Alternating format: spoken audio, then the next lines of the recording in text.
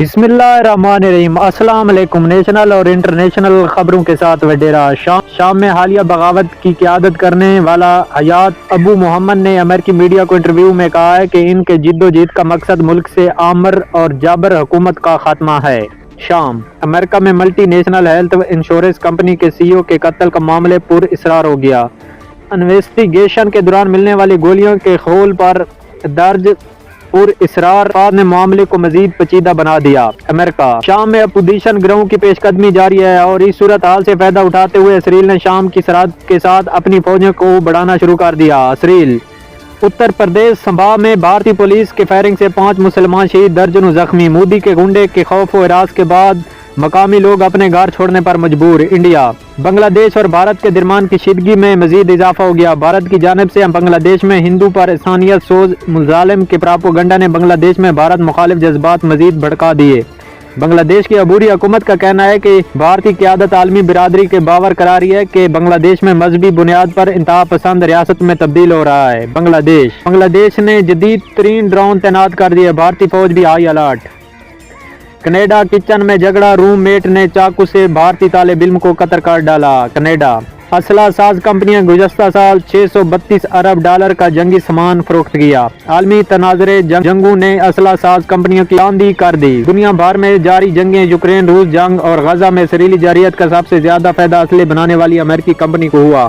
Report Bharat میں کسانوں کے دلی چلو مارچ پولیس ٹوٹ پڑی، جھڑپوں میں 8 کسان زخمی ہو گئے جبکہ آنسو گیس کے استعمال سے کئی کسانوں کی حالت خراب ہو گئی۔ انڈیا غزہ پناہ گزین کیمپ پر اسرائیل کی بمباری، 20 فلسطینی جلس کر شہید ہو گئے۔ غزہ امریکہ کا کرپٹو کرنسی سے کروڑ پتی بننے والے ایک شخص نے کروڑوں روپے کی مالیت کا خزانہ ملک بھر میں کئی حصوں میں چھپا دیا ہے۔ اس تک پہنچنے کا طریقہ اپنی شائع شدہ کتاب میں بتایا ہے۔ امریکہ عوامی باغیوں کو مزید علاقوں پر قبضہ، تیزی سے دارالحکومت کی طرف پیش قدمی۔ ایران شام میں اپنی سرگرمیاں بند کر دے۔ امریکہ روس سے پاکستان تک ٹرین چلانے پر اتفاق، باغیوں کا گورنر ہاؤس اور فضائیہ کے ایئر بیس پر قبضے کا دعویٰ۔ شام بنگلہ دیش نے بھارت سے اپنے سفارتکار واپس بلا لیے۔ ہندوستان میں ہائی کمیشن پر حملے کے بعد بنگلہ دیش نے بھارت سے اپنے 2 سفارتکاروں کو واپس بلا لیا۔ بنگلہ دیش روس کا یوکرین کے خلاف بڑا اعلان، روس نے اپنے جدید ہائپر سونک میزائل اور شیکنگ کو بیلاروس میں لگانے کا اعلان کر دیا۔ روس وزیر خارجہ سرگئی لاوروف کا کہنا ہے کہ روس کے جدید اور شیکنگ میزائل کا کیا کچھ کر سکتا ہے شاید دنیا کو اندازہ نہیں۔ ہائپر سونک اور شیکنگ میزائل امریکہ کے لیے پیغام تھا۔ روس جلدی آنے کا کیوں کہا، طالب علم نے پرنسپل کو سر میں گولی مار دی۔ بھارتی ریاست مدھیہ پردیش کے چھتر پور ضلع میں 12ویں جماعت کے طالب علم نے اسکول میں جلدی آنے کے کہنے پر پرنسپل کو سر میں گولی مار کر موت کے گھاٹ اتار دیا۔ انڈیا غزہ کے اسپتال میں اسرائیلی حملے میں 29 افراد شہید ہو گئے۔ غزہ میں جنگ بندی کے مذاکرات دوبارہ شروع ہو گئے۔ حماس ایف بی آر نے شادی ہالز پر ہولڈنگ ٹیکس لاگو کر دیا۔ ٹیکس ہال مالکان کے بجائے بکنگ کروانے والے سے علیحدہ سے وصول کیا جائے گا۔ پاکستان خطے میں قرضوں پر بھاری سود ادا کرنے والا دوسرا بڑا ملک بن گیا۔ چین کے بعد پاکستان سب سے زیادہ عالمی بینک کا مقروض ہے۔ بابری مسجد کی شہادت کو 32 سال مکمل، بھارتی مسلمان اب بھی افسوس میں ہیں۔ بابری مسجد کی جگہ رام مندر بنا دیا گیا جس کا افتتاح مودی نے کیا تھا۔ انڈیا آسٹریلیا میں یہودیوں کی عبادت گاہ پر حملہ، خوفناک آگ بھڑک اٹھی۔ جمعہ کے دن یہودی عبادت گاہ سیناگوگا میں بڑی تعداد میں شہری موجود تھے۔ آسٹریلیا میں یہودی عبادت گاہ کا سیناگوگا میں حملہ آور نے آتش گیر مادہ پھینک کر آگ لگا دی۔